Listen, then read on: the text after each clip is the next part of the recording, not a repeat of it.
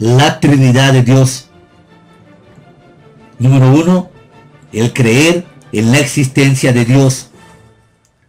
La creencia de que existe un ser divino mucho más grande que el hombre ha sido común en todas las culturas y civilizaciones en la historia de la humanidad. Esto se debe, en parte, al hecho de que el hombre razona que tiene que existir una explicación para nuestro mundo, para nuestro universo y para la experiencia humana, y que solo un ser superior al hombre serviría para poder explicarlo. El hombre, intuitivamente, por su propia naturaleza religiosa, propende a buscar un ser que de algún modo es mucho más alto e infinito y superior a él. Esto también puede ser explicado en parte por la obra del Espíritu Santo en el mundo y que se extiende a toda criatura. Una obra que se designa en teología como gracia común, en contraste con la gracia especial del Espíritu relacionada con la salvación del hombre. El moderno fenómeno de muchos que afirman ser ateos surge de la perversión de la mente humana y la negación de que es posible cualquier explicación racional de nuestro universo. Ordinariamente, el hombre no busca pruebas de su propia existencia, ni de la existencia de las cosas materiales que reconoce por sus sentidos. Aunque Dios es invisible en su persona, su existencia es tan evidente que los hombres por lo general no requieren pruebas para el hecho de Dios. La duda de la existencia de Dios es debida, evidentemente, a la perversidad del propio hombre, a su ceguera y a la influencia satánica. La evidencia de la existencia de Dios en la creación es tan clara que el rechazarla es el fundamento de la condenación del mundo pagano que no ha escuchado el Evangelio.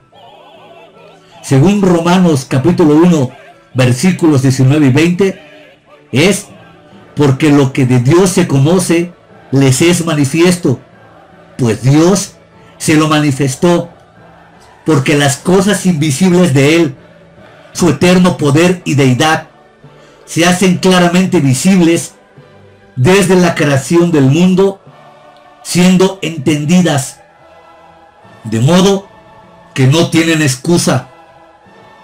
La revelación de Dios mediante los profetas antes de que la escritura fuese escrita y la revelación procedente de la escritura ha penetrado en cierto grado la conciencia total del hombre. Hoy en día, aunque el mundo en general está ignorante de la revelación escriturística, algunos conceptos de Dios han penetrado en el pensamiento de todo el mundo, de tal forma que la creencia en una especie de ser superior es generalmente cierta, incluso entre hombres a quienes no ha llegado directamente la escritura. Los antiguos filósofos griegos ignoraron la revelación bíblica, no habiéndoles sido familiar. Hicieron, sin embargo, algunos intentos muy serios para explicar nuestro universo sobre la base de un ser superior. Varios sistemas de pensamiento han evolucionado. Por ejemplo, el politeísmo, es decir, la creencia en muchos dioses. El ilozoísmo, que identifica el principio de la vida encontrado en toda la creación como siendo Dios mismo. El materialismo, que arguye que la materia funciona por sí misma de acuerdo con una ley natural y no es preciso ningún Dios para su funcionamiento. Teoría que apoya el moderno evolucionismo. Panteísmo, que sostiene que Dios es impersonal e idéntico con la propia naturaleza y que Dios es inmanente, pero no trascendente. Existen así muchas variantes de tales conceptos respecto a Dios. Argumentando en favor de la existencia de Dios, procediendo de los hechos de la creación, aparte de la revelación de la Escritura, pueden observarse 4 generales líneas de razonamiento. Número 1. El argumento ontológico sostiene que Dios tiene que existir porque el hombre universalmente cree que Dios existe. Esto a su vez es llamado argumento a priori. Número 2. El argumento cosmológico mantiene que todo efecto necesita tener una causa suficiente y, por tanto, el universo, que es un efecto, tiene que haber tenido un creador como causa. Implicada en este argumento está la complejidad de un universo ordenado que no pudo haber tenido existencia por puro accidente. Número 3. El argumento teológico resalta que cada diseño tiene que haber tenido un diseñador y como la totalidad de la creación está intrincadamente diseñada e interrelacionadamente, tuvo, por tanto, que haber tenido un gran diseñador. El hecho de que todas las cosas funcionen juntas indica que este diseñador ha tenido necesariamente que haber sido un infinito poder y sabiduría. 4. El argumento antropológico arguye que la naturaleza y existencia del hombre resulta absolutamente inexplicable de no ser por la creación de Dios, quien tiene una naturaleza similar, pero mucho mayor que la del hombre. Implicado en este argumento está el hecho de que el hombre tiene intelecto, sensibilidad y voluntad para realizar una elección moral. Tal extraordinaria capacidad apunta hacia el uno que tiene similares pero muchos mayores capacidades y que ha creado al hombre. Aunque estos argumentos en favor de la existencia de Dios tienen considerable validez y el hombre puede ser juzgado justamente y condenado por rechazarlos, no han sido suficientes para llevar al hombre en la apropiada relación con Dios o producir una fe real en Dios sin la asistencia de la completa revelación divina, confirmando todos los hechos encontrados en la naturaleza, pero añadiendo a la revelación natural muchas verdades que ésta no hubiera desvelado por sí.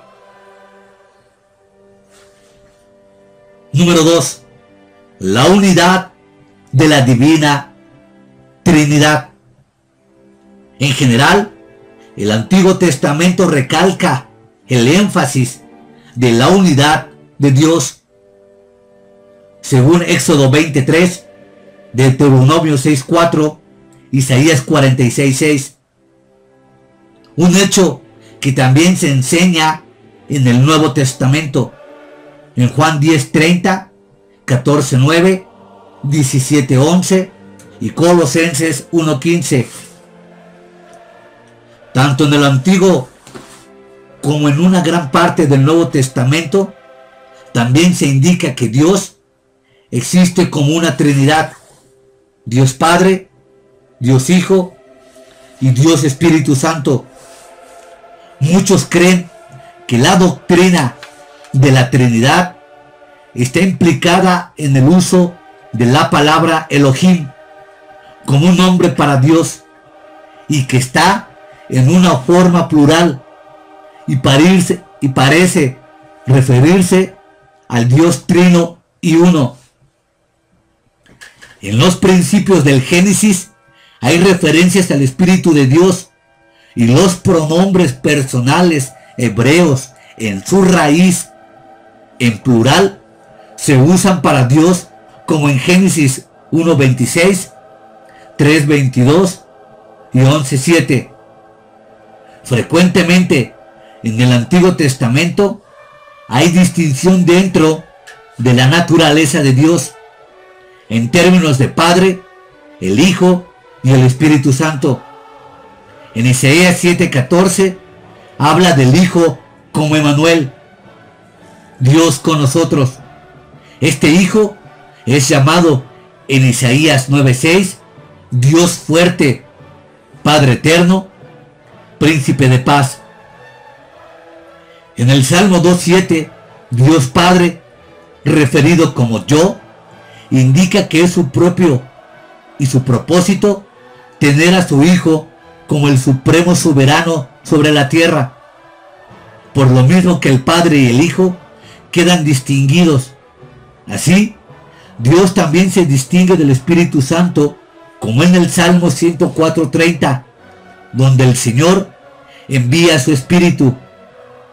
A estas evidencias hay que añadir todas las revelaciones del ángel de Yahvé, que señala las apariciones del Hijo de Dios en el Antiguo Testamento como un enviado por el Padre, y referencias al Espíritu del Señor como el Espíritu Santo, distinto del Padre y del Hijo.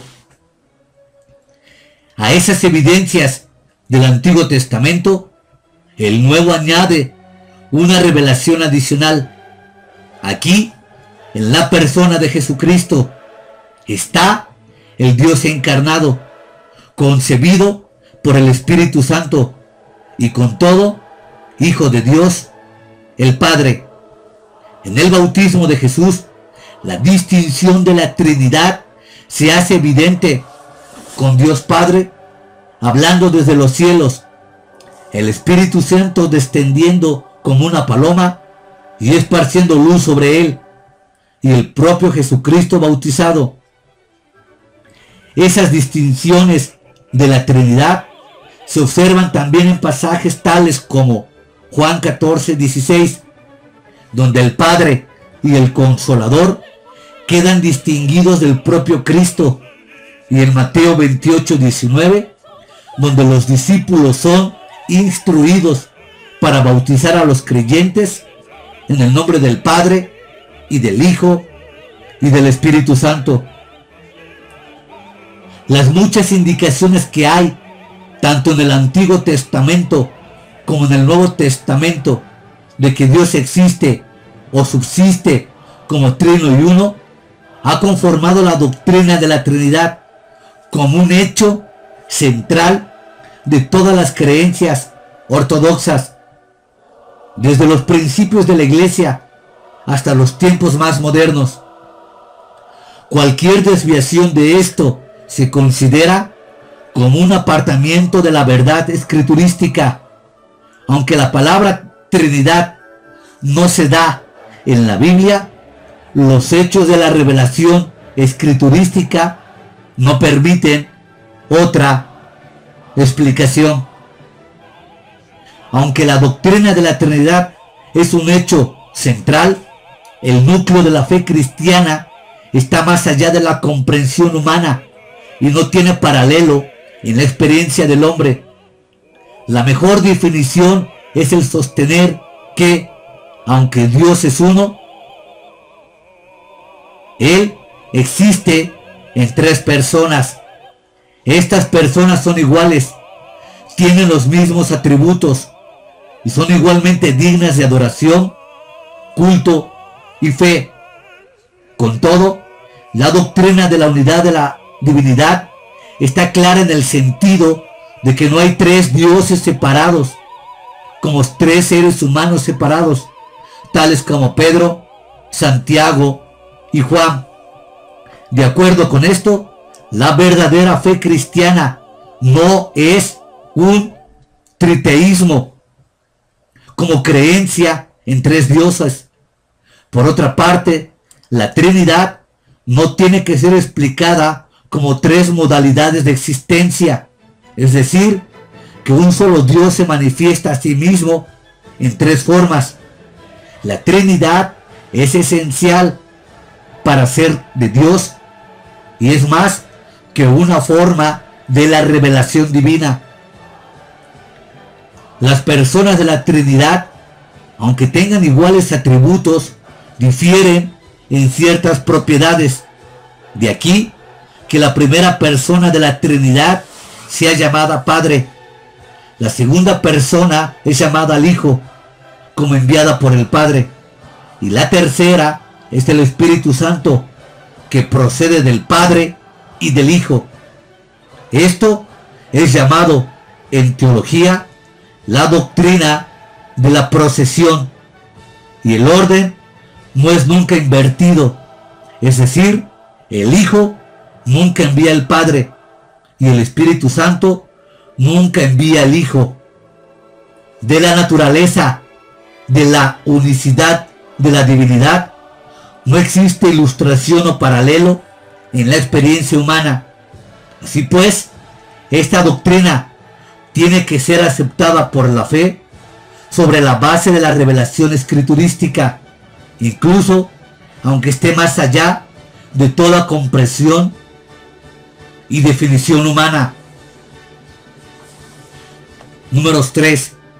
Los nombres de Dios. En el Antiguo Testamento hay tres nombres atribuidos a Dios. El primer nombre, Yahvé, es el nombre de Dios aplicado solo al verdadero Dios.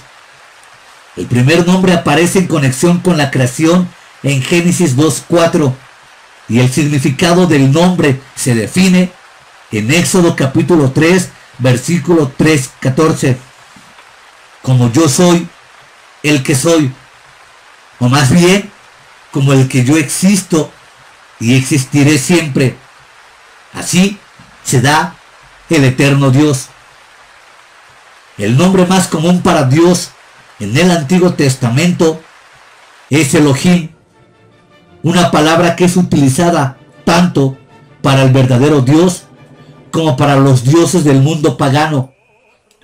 Este nombre aparece en Génesis 1:1. Se ha debatido mucho este nombre, pero parece incluir la idea del ser, el uno y fuerte, el ser que tiene que ser temido y reverenciado. A causa de estar en una forma plural, parece incluir a la Trinidad, aunque puede ser usada también en las personas individuales de la Trinidad. El tercer nombre de Dios en el Antiguo Testamento es Adonai, que comúnmente significa dueño o señor, y es utilizado no solamente de Dios como nuestro dueño, sino también de los hombres que son amos sobre sus siervos.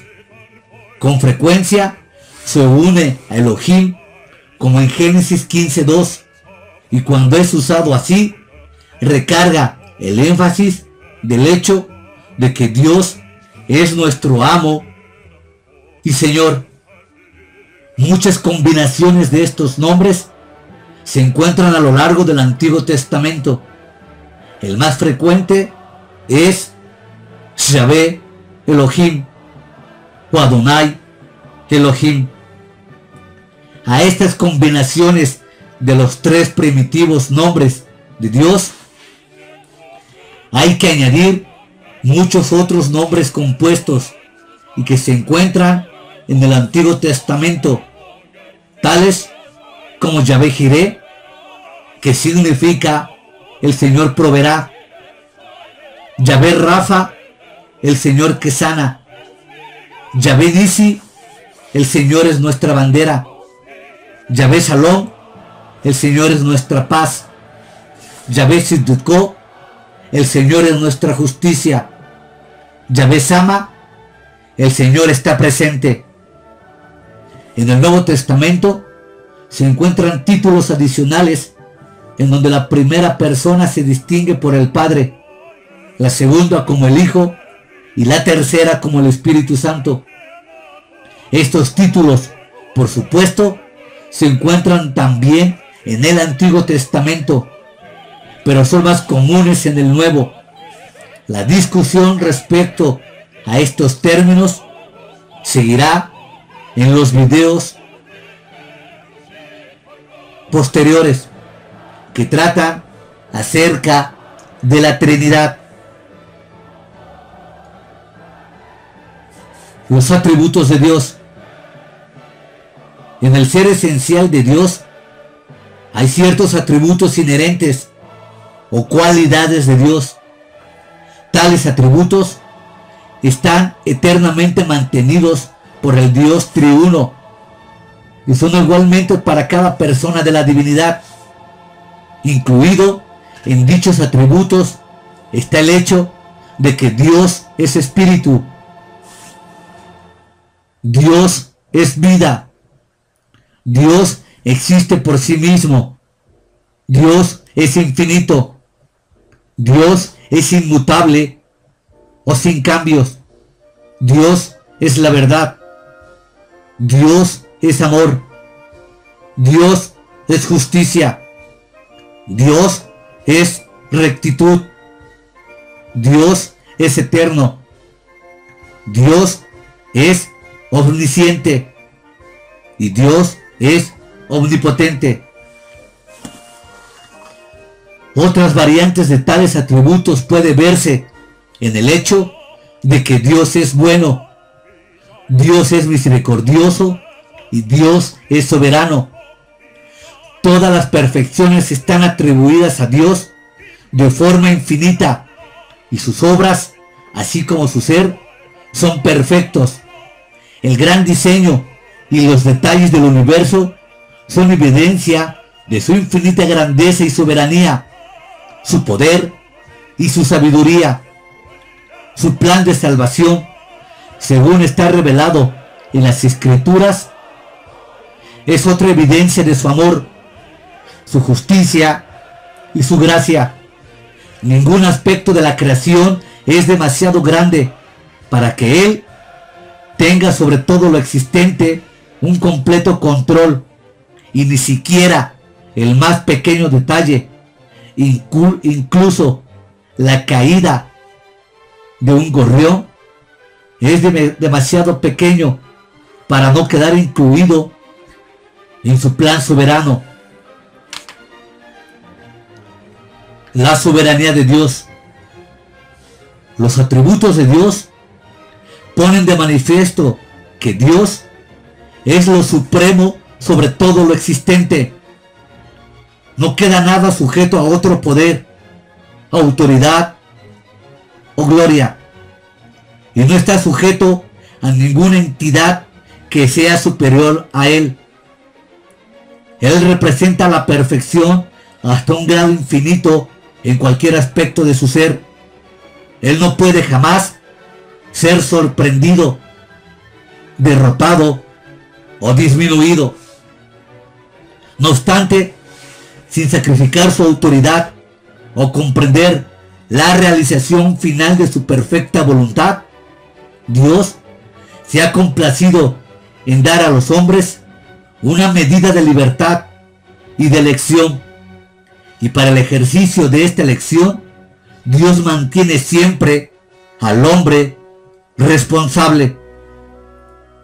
A causa de estar el hombre en su depravado estado, ciego e insensible a la obra de Dios, aparece claro en la Escritura que los hombres no deben apartarse de Dios, suprimiendo al Espíritu en sus corazones. Del lado humano, sin embargo, el hombre es responsable de su incredulidad y se le ordena que crea en el Señor Jesucristo con el objeto de que pueda ser salvo. Es también verdad que en los asuntos de los hombres, especialmente de los cristianos, Dios actúa para que se cumpla su voluntad. Con todo, Él no fuerza a los hombres a que se entreguen a Dios, sino más bien los exhorta a que lo hagan.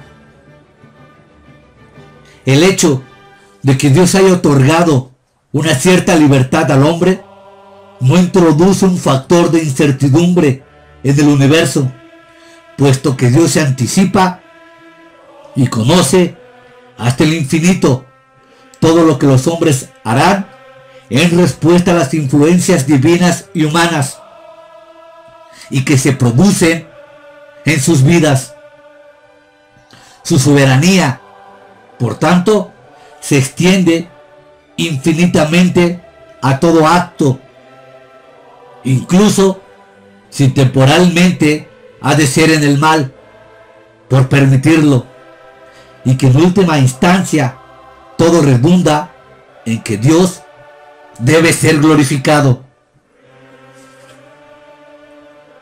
El mandato de Dios. El propósito soberano de Dios se define teológicamente como el mandato de Dios, refiriéndose al plan general que incluye todos los acontecimientos de cualquier clase que puedan ocurrir. El mandato de Dios incluye estos acontecimientos de Dios, hace por sí mismo, y también incluye todo lo que Dios lleva a cabo mediante la ley natural, sobre la cual Él es absoluto y soberano.